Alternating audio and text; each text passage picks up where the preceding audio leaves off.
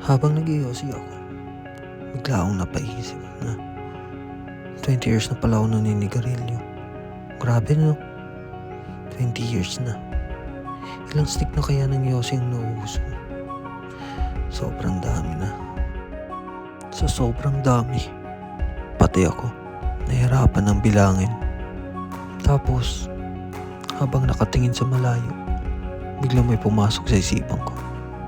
Paano kaya kung ihinto ko na ang pag-yosi? Wala naman mawawala sa akin eh.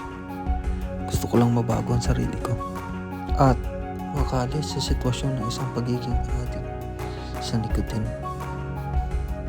Pero ang tanong, una, ano kaya ang magiging epekto sa katawan ko habang nasa proseso ako ng paghinto ng pag-yosi?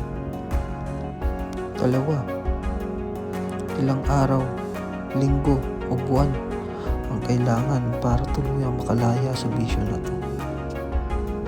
Katlo, paano at ano ang ginawa ng mga taong nakalis sa bisyo ng paninigarilyo?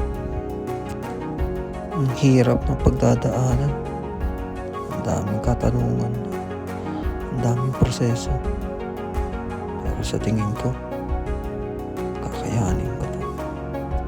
Alam ko at lalong alam ng mga taong matagal nang naninigarilyo na gustong huminto o makaalis sa adiksyon na to na hindi madali. Dahil bukod sa mura na, mabibili lang to sa mga tindahan at higit sa lahat, legal. Pero ngayon, desidido na ako.